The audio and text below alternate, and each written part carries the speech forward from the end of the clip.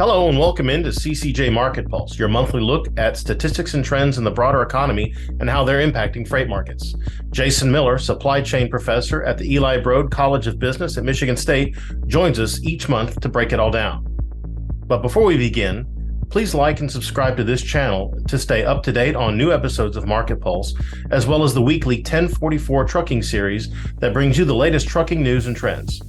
And for more frequent economic updates, click the link in the description below and head over to LinkedIn to follow Jason's insights and analysis on trucking indicators. Okay, so welcome back in, Jason. Hey, thanks so much for having me. So this month we're going to do something a little bit different and jump right into a couple of stories that are dominating the headlines, not just in trucking, but nationally. The two looming labor strikes threaten to upend the parcel and less than truckload segments. Let's start with UPS. So a work stoppage there, which could come as early as August 1st, would cause major disruptions in a lot of markets. So what industries do you think are most exposed to disruptions in parcel freight? So on the parcel side, what is getting by far the most attention, and rightly so, is the business to consumer piece. Roughly 57% of UPS's volumes is that B2C e-commerce space.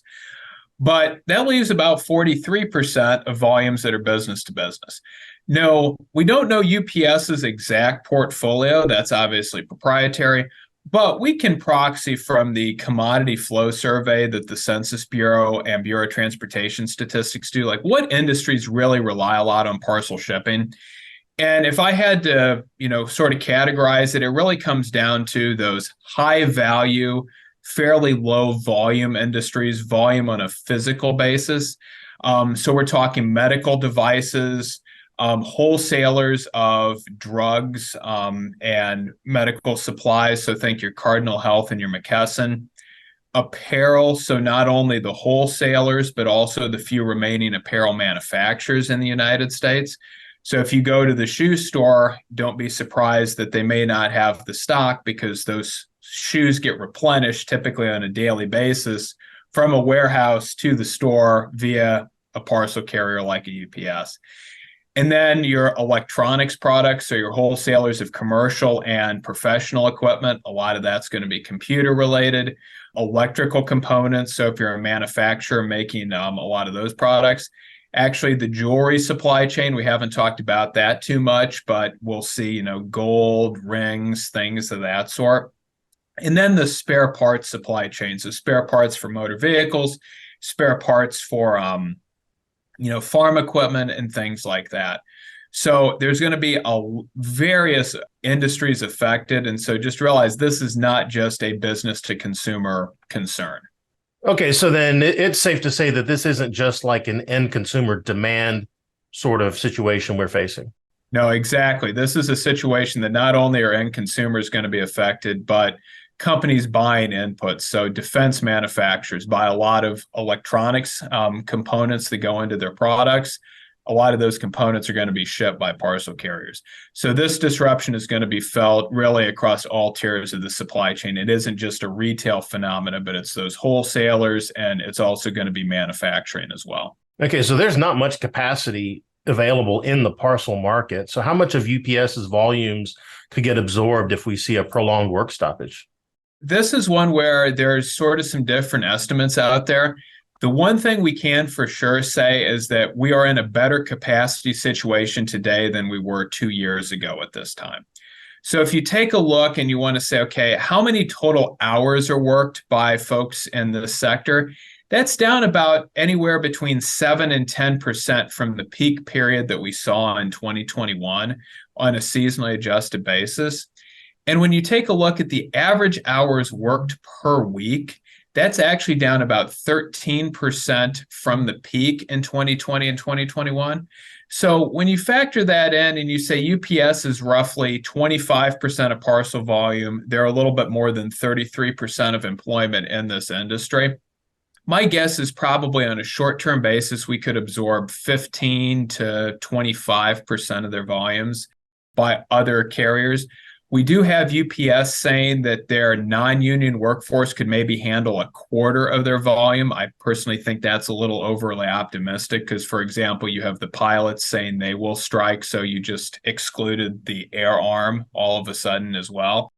So I think best case scenario, maybe they're handling 10, 15% of their volume.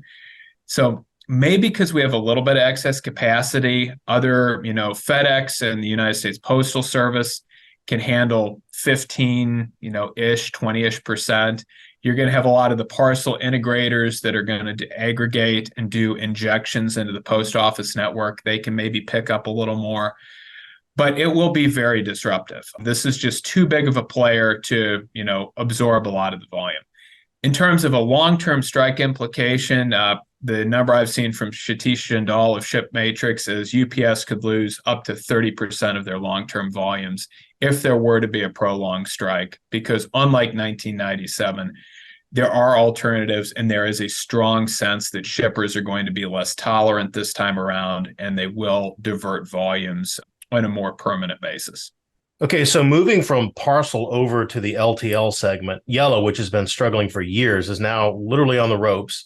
And the Teamsters union there is threatening a walkout of Yellow's 22,000 union employees over missed payments to health and pension funds. And the ramifications of a stoppage or bankruptcy on the LTL side could be enormous. No, they certainly could be. So if we frame it, Yellow is, depending on how you want to cut it, let's say 10 to 12% of less than truckload activity. And so if we take a look at an aggregate basis, right now, LTL activity in terms of total number of labor hours worked is actually at the lowest level since June of 2020 on a seasonally adjusted basis. So we are talking, still in the midst of the COVID pandemic. We're lower than we were in 2018 and 2019, and we're down about 11% from that peak period that we saw in 2021. Call that sort of peak LTL, demand. And so if we've got, work hours down about, 11%, Yellow's 10% industry capacity. And then when we take a look at the average hours worked per employee, it's right now at about 38 versus 43 before COVID, and a shocking 45 during that peak period before carriers could really add capacity. So on aggregate, we can absorb most of Yellow's volumes, but that is an important phrase here, on aggregate. When we start getting down to the individual shipper level, things are going to be much more challenging for some shippers relative to others. There are some shippers that have a lot of exposure to Yellow. I've talked to industry contacts where 40% of LTL spend for this shipper is with Yellow. A shipper like that is going to have some major disruptions, because chances are your ODFLs, your SIAs, your SDs, your ArcBests, et cetera, they're not going to be able to absorb all of your freight, even if you've got them as secondary carriers in your routing guide. They're not going to absorb all of it. So you're going to face the disruptions. You may be having to rely on some really small, partial TL spot shipments to get stuff to customers in time. For other shippers that have minimal exposure to Yellow, this won't likely be that much of a disruptive event, because your existing carriers do have a modest amount of capacity right now. And so my guess is that a disruption for Yellow, or disruption stemming from a failure of Yellow, let's say that happens in the next 2 weeks, it will be a rough August for some shippers, possibly even into a rough September. But you give this a little bit of time, we will be able to work through this. Again, this is not 2021. If we would have had a failure of Yellow in 2021 when there was zero excess capacity in the industry, then you would have had a nightmare scenario. So kind of the one lesson from both of these stories is failures, a UPS strike would be very, very, very disruptive. On a 1 to 7 scale, I give that a 5. And 6 being near cataclysmic, and 7 is reserved for a railroad strike that would shut down the entire economy. So that's about a 5. Yellow on aggregate is probably a 2, maybe a 2.5. But for some shippers with a lot of exposure, it's probably going to be a 4 on that scale. But that is certainly, of the two stories, the Yellow piece is far less concerning, sort of as a broad, macroeconomic standpoint. Let's say we'd have a failure in the end of July, early August. We would probably see the LTL sector running fairly smoothly by October-ish. So it would take some time, but we would get those volumes absorbed. So for those shippers that are really exposed by this potential yellow shutdown, it is sort of a case study in the need to diversify a carrier mix, right? No, it is. And this can be challenging because obviously yellow is the low cost big carrier that is out there, right? And so when you're looking at your balance sheet, and we've went through 2 years where transportation expenditures have increased tremendously, it's very attractive to go to that carrier. And for some shippers, their freight just fits in Yellow's network. It's a very nice, relationship. You've worked with them a long time. The challenge is that we've known Yellow has been financially struggling for a very long time.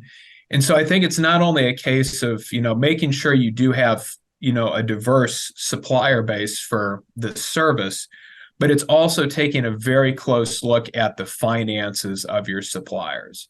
And so that's, I think, one of the other key lessons that we're going to walk away, especially if there is a Yellow failure, is why were we not paying closer attention to the fact that, as you mentioned, Jeff, Yellow has kind of been on death's doorstep since about 2009.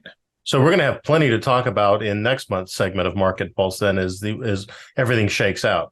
Yeah, I think by next month, we'll know what's going on with UPS. And quite frankly, as we're filming this content right now, it's becoming increasingly difficult for me to see how Yellow is going to be able to stay around as we're seeing more and more and more reporting of shippers stopping tendering freight to Yellow and starting to move towards those alternative arrangements.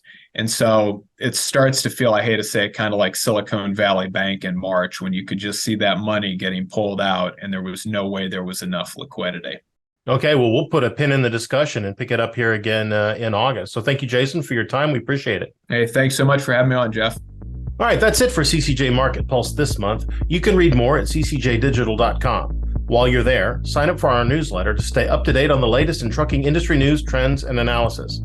Please use the comment section below if you have any questions or comments on this month's episode. And don't forget to subscribe and hit the bell for notifications so you can catch us next time. See you next month.